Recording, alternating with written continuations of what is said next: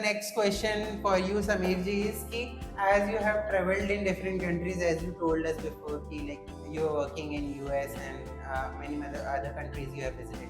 So, like, obviously you have seen their aquascaping and aquascapism. So, what difference you see in that countries and in India, and like, what are the key factors that like bring a difference over there and here? What things can be done?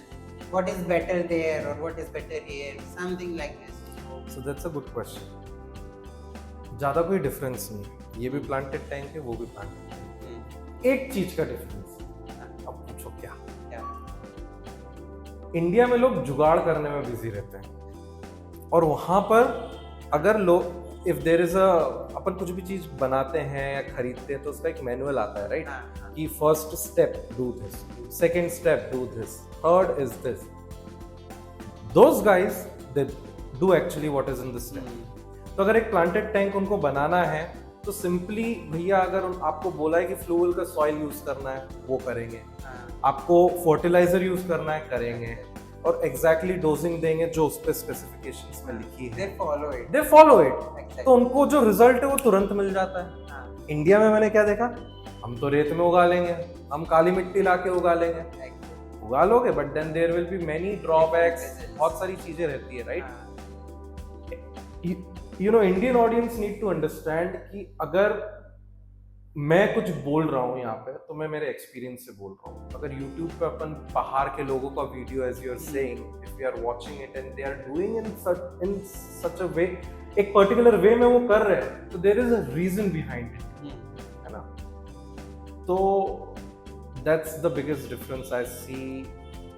Planted tank यहाँ भी हो रहा है, वहाँ भी हो रहा है, बट डिफरेंस ये है कि Indian audience need to understand कि they just need to, if they need a good result in short time, they need to just follow what is in the manual of each product that they are buying, ना कि अपना दिमाग लगाए. और second चीज जो है automation का, इंडिया में फॉर एग्जांपल अपन ने लाइट लगाई. अब अगर एक नॉर्मल लाइट होती है तो उसमें आदमी क्या करता है, अरे ठीक है मैं सुबह 8 बजे खुद चालू कर दूंगा, शाम के 5 बजे बंद कर दूंगा. But over there people don't need stress, सब चीज़ें ऑटोमेटिक रहती है. टाइमर लगा देते हैं वो अपने लाइट्स में.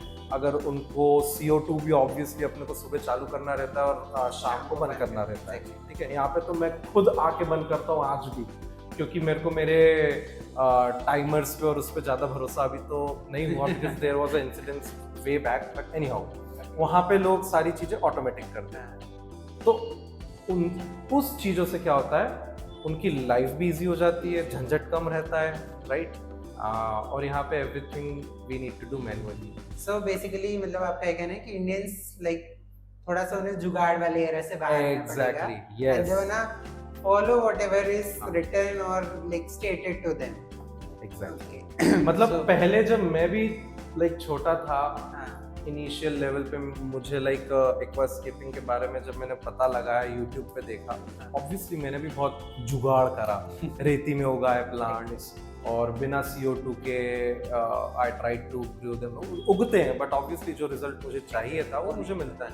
बट एक्चुअली वो एक होता है ना कि इंडियन माइंडसेट ही जुगाड़. जब तक आपको खुद एक्सपीरियंस नहीं करोगे, ठोकर नहीं खाओगे, तो ठाकुर नहीं बनोगे. That's a saying, right? So thank you so much, Sameer ji, for your answers and your time. So let's give a break to this session over here and we will meet you soon again. And if any audience or anything you want to ask to Sameer ji, do let us know in the comment section. We will be covering those in the next part with him. And is there anything from you, your side, to our audience, please? हाँ, मतलब कोई भी question हो, feel free to ask me, DM कर लो.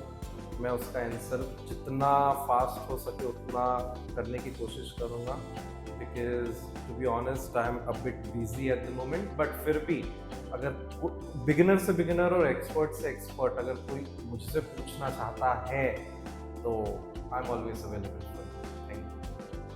Thank you so much for watching out this series, and we will meet again very soon in the next series. Thank you so much for watching this video and stay tuned for more updates.